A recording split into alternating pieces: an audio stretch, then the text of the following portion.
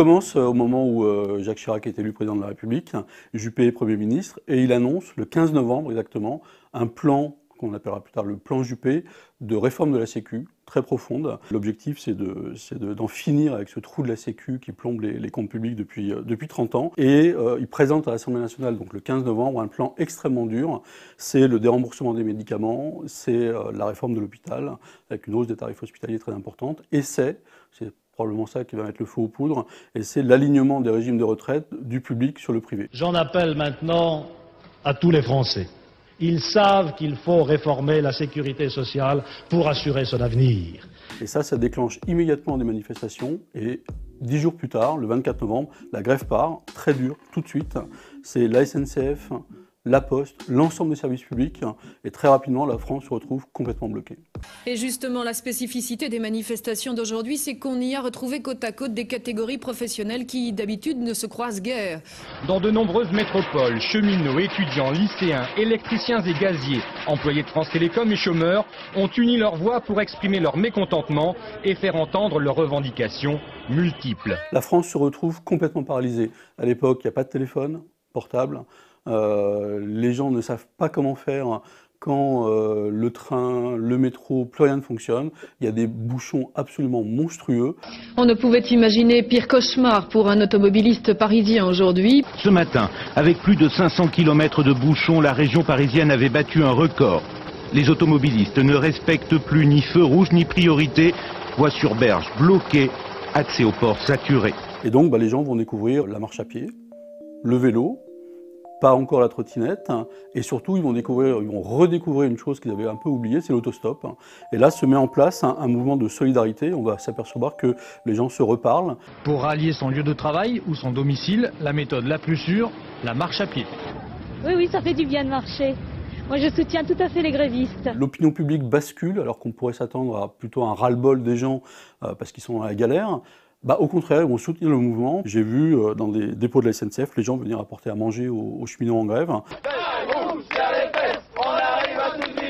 Et d'autant que va apparaître une figure un petit peu emblématique qui va être le patron de la fédération CGT des cheminots, qui s'appelle Bernard Thibault, qui est l'homme qui va symboliser ce mouvement, et donc qui va mener ce mouvement pendant des jours et des jours, ce qu'on n'avait quasiment jamais vu en France.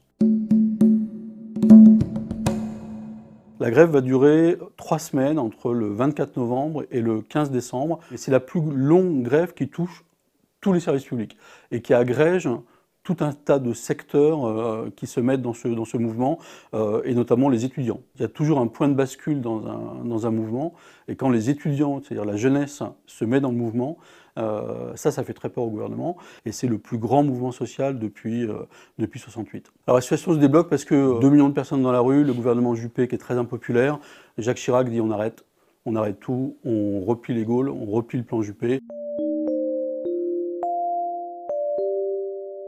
Le gouvernement a reculé parce que 2 millions de personnes dans les rues, déjà quasiment 3 semaines de grève, on ne peut plus continuer comme ça.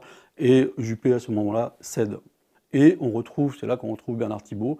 Bernard Thibault décide de négocier avec Matignon. C'était en fin d'après-midi, un train toutes les 20 minutes sur la ligne numéro 1. La joie éclate, mais elle ne concerne qu'une extrême minorité d'usagers. 2 lignes seulement proposent des rames, timide frémissement de reprise. La France vient de sortir de 3 semaines de grève où le gouvernement Juppé a capitulé. Ce que ça a changé, ce mouvement de 95, c'est d'abord que pour la droite, ça a été un traumatisme. Donc ils vont avoir très peur de réformer. Donc les gouvernements successifs vont y aller pas à pas. Et dès qu'ils vont essayer d'engager des réformes plus importantes, ils auront toujours peur, c'est ce qu'on appelle le spectre de 95, que la France se réveille en colère. Et on le voit bien avec les retraites, où c'était déjà en question en 95.